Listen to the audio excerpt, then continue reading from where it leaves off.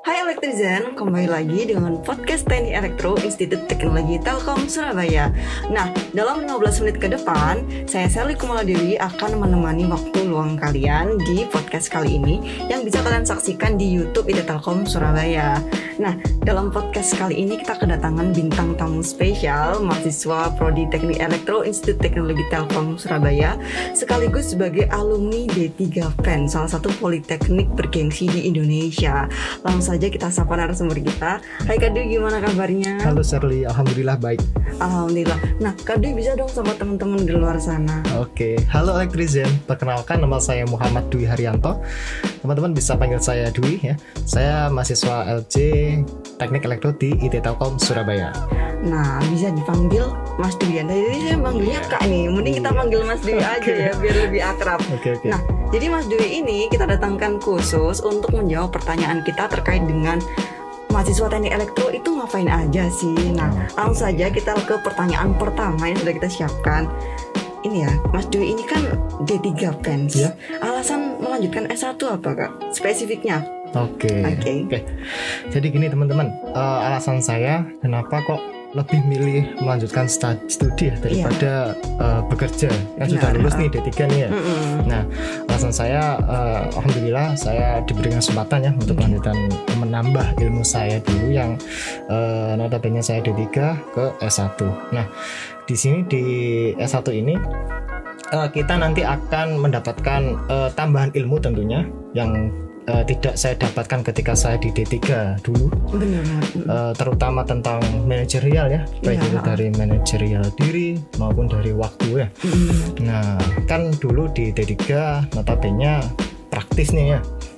Nah, di sini saya ingin mendalami juga, tidak hanya praktikum saja, nanti di sini juga saya akan mendalami tentang teorinya juga di sini nantinya. Nah, di sini juga untuk jenjang S1 tentunya sudah banyak di beberapa perusahaan yang pre-requirement-nya atau prasyaratnya itu untuk jenjang S1 sudah banyak sekali di sini, Mas Erli. Jadi saya di sini juga ingin memperbaiki ya untuk pre-requirement saya nanti ketika melanjutkan di dunia kerja supaya peluangnya diterima lebih besar ya, kayak gitu.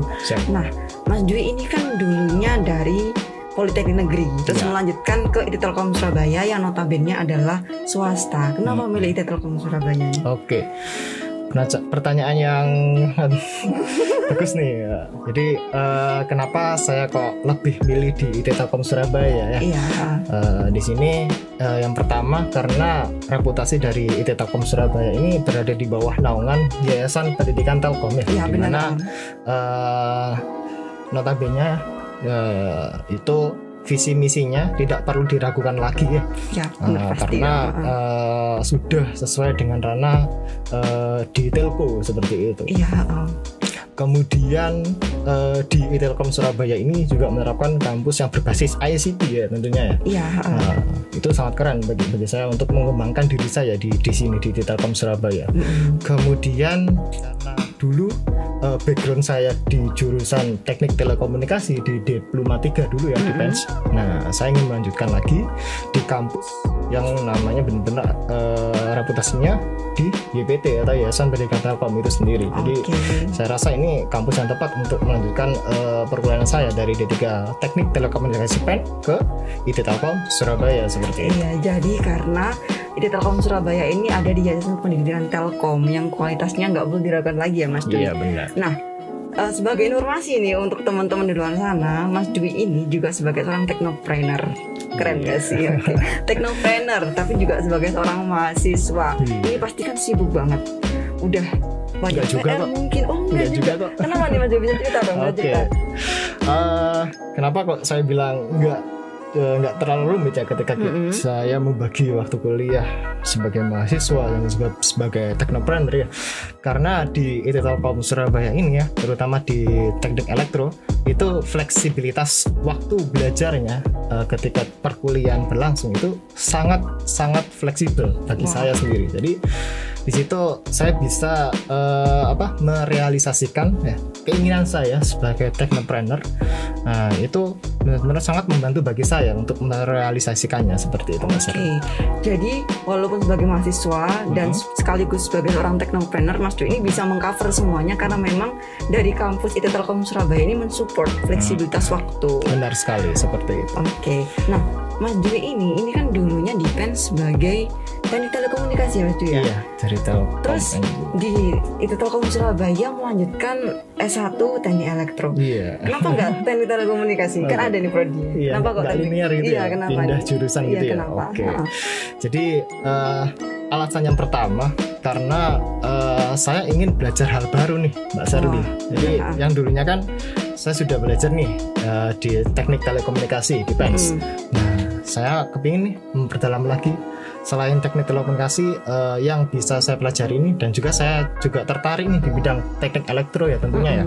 Nah, saya ingin melanjutkan di sini khususnya di teknik elektro. Kemudian untuk beberapa peluang kerja di teknik elektro ini lebih general ya. Jadi di teknik elektro ini ya itu banyak sekali mata pelajaran atau mata kuliah yang bisa kita pelajari dan lebih general. Jadi teknik elektro ini juga bisa belajar tentang teknik telekomunikasi.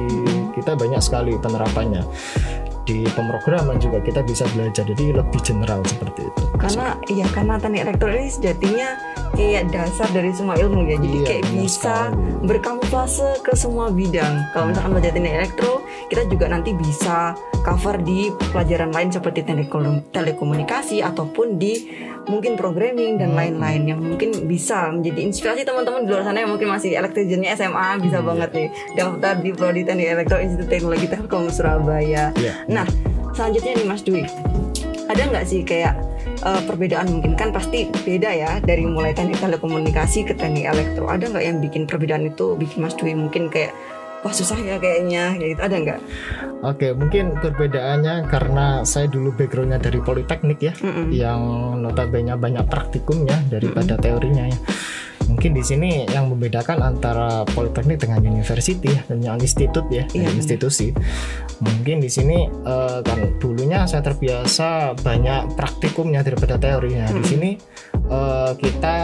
saya rasa nggak terlalu lebih banyak teori sih. Kita imbang di sini kurang lebih dari antara praktikum sama teori itu sangat balance menurut saya. Jadi kita belajar tentang teori kemudian langsung kita terapkan di praktikumnya seperti itu. Iya benar.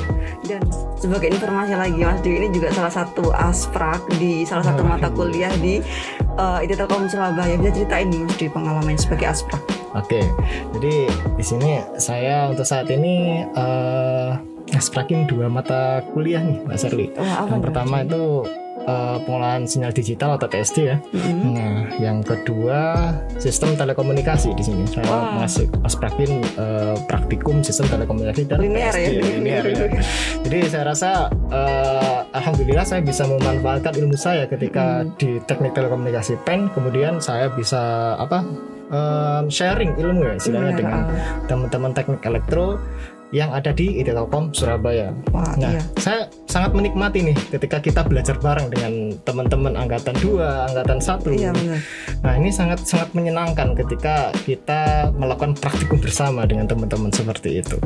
Nah, selain kegiatannya Mas Dwi sebagai seorang asprak, ada nggak kegiatan lain di IT Telkom Surabaya mungkin diikuti sama Mas Dwi? Oke, di teknik elektro IT Telkom Surabaya sini saya ikut di KRTI, tim robotik di IT Telkom Surabaya. Selain itu fokusnya adalah di racing plane nih Mbak Sherly. Saya ikut di bagian divisi racing planes. Kemudian di sini saya juga ikut beberapa program pengabdian masyarakat di IT Telkom Surabaya ini. Pertama yang saya ikuti itu tentang monitoring kolam lele yang ada di Mojokerto. Wah, keren banget. Kemudian saya ini lagi ikut juga kegiatan pengabdian masyarakat untuk rumah sakit virtual bersama dengan rumah sakit Erlangga. Seperti itu. Tadi Mas Dwi sempat menyinggung terkait dengan KRTI. Nah, ini mungkin bisa diceritain lagi ya, kayak di divisi racing plane ya Mas Dwi ya. Ini di racing plane sendiri Mas Dwi ini spesifikasinya ngapain sih, programming atau mungkin sebagai mekaniknya atau bagaimana? Di Racing Plan sendiri saya ada di bagian divisi GCS sebagai istilahnya programnya di Racing Plan ya. Karena di Racing Plan itu kita nggak ada programming yang sepertinya di drone dan sebagainya ya. Untuk programnya di Racing Plan ini ada namanya GCS, itu sebagai pengatur ya ketika menerbangkan pesawat, itu yang mengatur tanya kita bisa memonitoring lewat GCS itu tadi. Wah, keren banget. Tapi merasa nggak Mas Dwi mungkin tadi sudah sebagai teknopreneur, sebagai asprak, mahasiswa aktif, ada nggak mungkin kendala tertentu yang atau mungkin tugasnya bikin Mas Dwi keberatan, ada nggak? Mungkin untuk tugasnya saya rasa cukup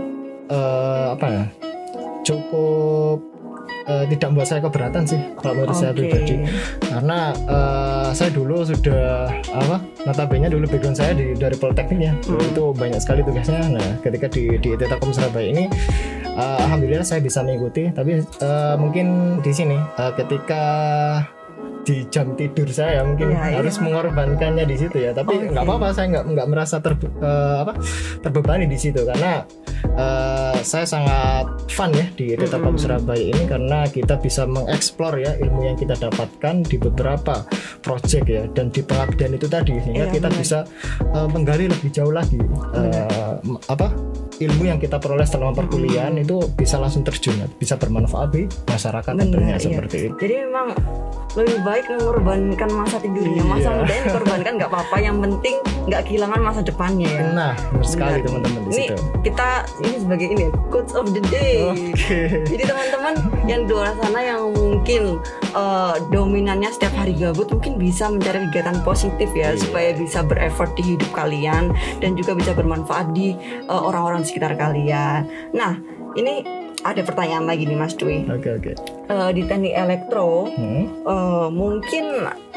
mungkinkah Mas Dwi nanti ketika keluar dari Institut Teknologi Telkom Surabaya akan melanjutkan mungkin prospek kerja yang linear di teknik elektro, atau ya udah ngelanjutin teknopreneur aja, atau mungkin ya sesuai passion aku aja lah.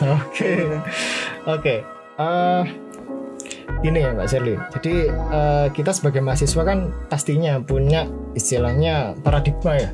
Ketika kita masuk di jurusan teknik elektro, pastinya nanti setelah lulus kuliah kita bakalan kerja sesuai dengan bidangnya, harus di bidang teknik elektro seperti itu ya. Nah di sini saya berharap untuk diri saya sendiri ya, saya memiliki keinginan ketika lulus nanti tentunya saya juga ingin juga Mbak Sherly bekerja di bidang teknik elektro juga ya. Nah selain itu saya juga ingin meneruskan passion saya, dimana saya ingin melanjutkan usaha saya sebagai teknopreneur ya. Nah di situ saya bisa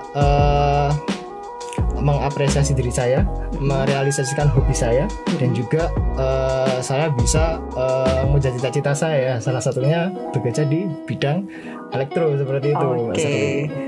Kalau boleh tahu nih, kerjaan impian Mas Dwi ini apa? Jadi kerjaan impian saya ingin bekerja sebagai R&D nih Mbak Sherly, jadi bagian riset and development. Jadi saya ingin sekali ya membuat beberapa riset dari ilmu yang saya peroleh ketika saya kuliah. Tentunya saya ingin memberikan manfaat yang lebih kepada masyarakat, dan juga saya ingin ya tentunya membuka peluang pekerjaan baru nih buat teman-teman yang ada di luar sana nanti seperti itu. Jadi intinya apapun pekerjaan kita, poin pentingnya adalah harus berguna untuk masyarakat ya. Itu. Nah, ini mungkin sebagai pertanyaan terakhir ya dari sesi podcast kali ini. Apa sih harapan Mas Dwi untuk podcast kali ini untuk elektrician di luar sana? Harapannya apa? Harapan saya pribadi untuk teman-teman atau elektrician ya kita panggilnya ya. Harapan saya ketika kita sudah terjun di salah satu bidang ya, kita misalnya kita ambil contoh di teknik elektro ya, makanya jangan melulu teman-teman di sini harus fokus di satu bidang itu saja, karena kita juga memiliki passion ya, yang tentunya tidak selalu linearitas dengan jurusan yang kita ambil ya. Iya benar. Kita juga terus tetap menggali passion kita ya, terus menggali hobi yang kita inginkan, cita-cita kita, dan jangan selalu memiliki paradigma setelah masuk di bidang elektro nanti selalu akan terjun di keelektroan. Iya benar. Kita bisa mencari passion kita nantinya, dan kita bisa bekerja sesuai dengan passion kita nantinya, seperti itu. Wah, ini informasi yang disampaikan Mas Dwi terkait pertanyaan yang sudah kita berikan ini sangat bermanfaat sekali ya. Apalagi saya yang di sebelahnya mendengarkannya sangat wah, keren banget nih Mas Dwi. Nah, ini untuk poin-poin positifnya teman-teman bisa ambil adalah ketika kita punya kesempatan untuk melanjutkan studi S1, kita lanjutkan aja, karena dengan melanjutkan studi mungkin ada peluang-peluang positif yang mungkin tidak bisa didapatkan ketika teman-teman mungkin tidak melanjutkan. Misalnya seperti peluang untuk diterima di suatu pekerjaan yang persyaratannya memang mengharuskan S1. Kemudian ketika teman-teman memiliki bisnis mungkin sebagai seorang mahasiswa, pilihlah kampus yang bisa mendukung fleksibilitas. Dan sehingga di teknik elektro ini saya menemukannya Mbak Sri. Wah. Jadi pilihlah kampus yang mendukung fleksibilitas kalian sehingga itu bisa mensupport, jadi tidak membebani.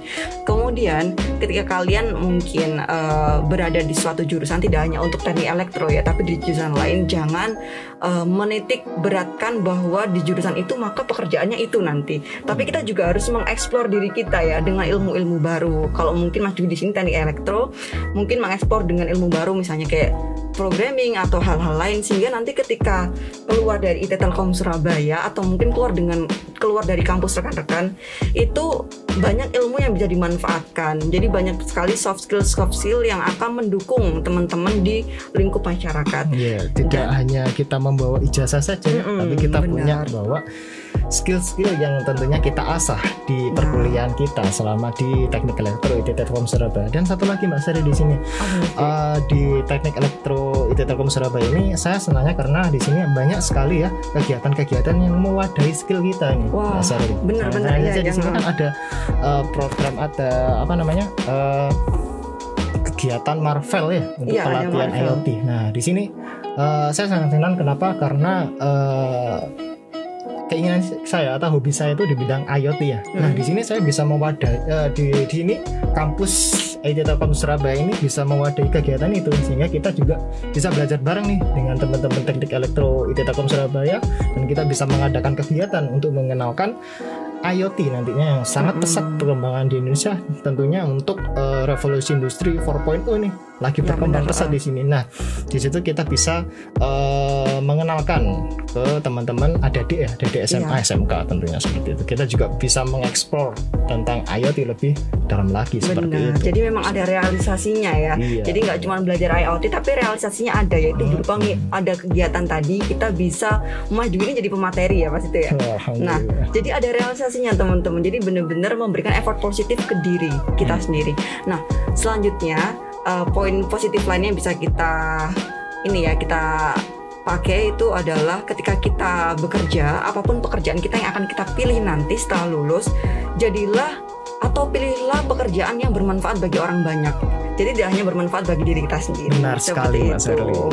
Dan yang tentunya seperti yang dikatakan Mas Dwi, nggak apa-apa kita kehilangan waktu tidur, mungkin nggak bisa main sama temen, ibaratnya kehilangan masa muda, nggak apa-apa, tapi masa depannya bisa kita jamin. Kayak gitu. Mungkin untuk hari ini, podcast hari ini cukup di sini saja ya materinya, dan saya sebagai host dan Mas Dwi sebagai narasumber kita dan juga para operator pamit undur diri. Sampai jumpa lagi di podcast kita selanjutnya yang pastinya nggak kalah seru dengan podcast kita kali ini. Nah, untuk podcast kali ini kita punya jargon spesial ya. Mas Dwi ikutin ya nanti ya. Oke, siap. Oke, teman-teman kita hitung 1, 2, 3. 1, 2, 3. Elektrizen Elektro Hor 2. Sampai jumpa Elektrizen. Sampai jumpa.